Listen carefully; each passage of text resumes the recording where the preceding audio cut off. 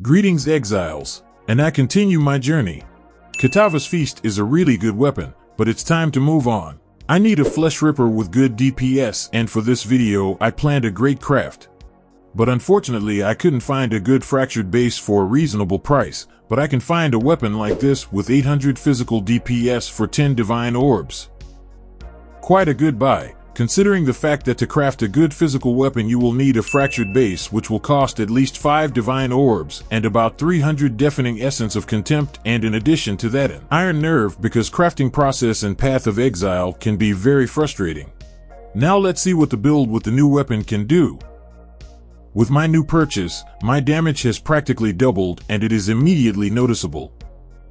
I also replaced the Herald of Purity with the Herald of Ash to improve my map clearing. And of course, because I have this MTX. With it we have very cool and beautiful explosions. So if you can, buy a rare flesh ripper with at least 750 physical DPS, it will be the best upgrade. I still have a lot of good and most importantly expensive purchases planned, so let's talk about how to earn currency for them. My atlas looks like this. I've experimented with it a lot and I think this is the best option I've tried. The combination of Alva, Metamorph and Breach gives us a good and stable income. In addition, this build does very well with these mechanics. As for Scarabs and compasses, I use this.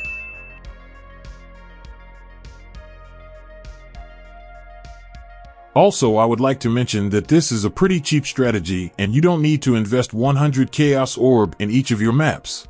If for some reason you don't like Metamorph, you can replace it with Legion. Atlas has been sorted out and now we can get on with the shopping. I need a new amulet. We buy the corrupted version because it costs much cheaper. Now I need to get rid of the enchantment modifiers, because I need other anointments.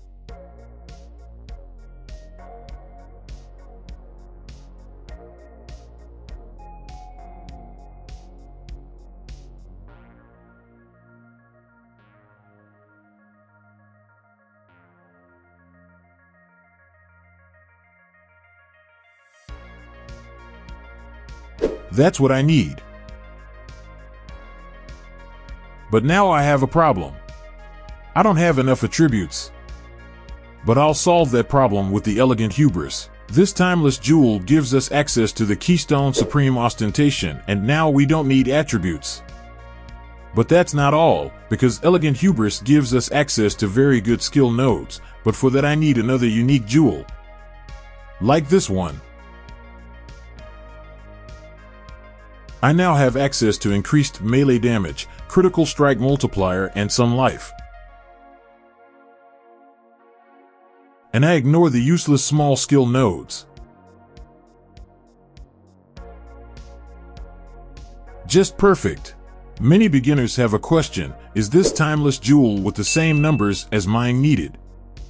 To answer briefly, no. The main thing is that it should be with Caspiro. Well, you can choose the right Elegant Hubris using this site. The link to it will be in the description. There will be quite a few options, so choose the one that fits your budget and what is currently available. Now, when I don't need attributes, I can use tattoos and replace all those useless skill nodes with something useful, like adding 19 tattoos with increased items rarity. Very good value. Oh yeah, just what I need. Wrong video. Sorry. Now when I don't need attributes, I can use tattoos and replace all those useless skill nodes with something useful. Increase accuracy. Increase reservation efficiency just a little bit. Fix my resistances and more life. Perfect. Now I need Awakened Brutality. I want to replace Impale support with this particular gem, because it will increase my DPS. But here comes another problem, and that is that Impale chance will be less than 100%, and that's very bad. So let's fix this. First of all, I need a new Aura's Dread banner. But unfortunately I can't activate it, and for that I need Enlightened support level 4, but of course I won't buy it. Why buy it when I have Alva's temples? Nope. Unlucky. And once again, it's a miss. And this gem is for me. And this gem is for some other player, like this man. I love helping other people. Now I can activate all my auras. But my impale chance is still not 100% and I need to make another purchase. A new Watcher's Eye. There's a budget option. There's a good option for those who have a couple extra divine orbs. And sometimes lucky players buy one of these. Now my impale chance is 100%, and the last purchases are some new gems.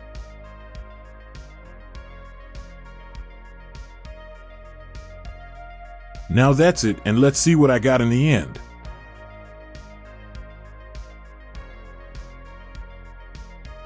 I don't know about you, but I like what I ended up with. Very cool build. In the comments to last week's video, I was asked if this build can kill non-Uber bosses.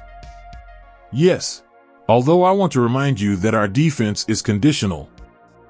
And if you are a good player who knows the mechanics of bosses, you can kill bosses without dying. But if you're a mediocre player like me, you'll need some portals.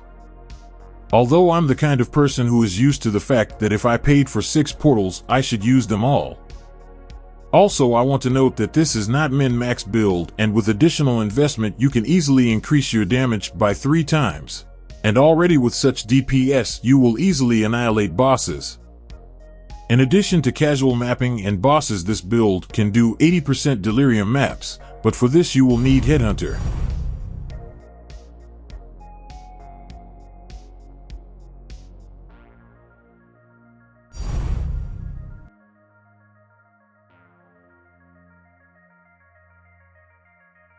And if you are the lucky owner of Mageblood, you should check out Sanctum.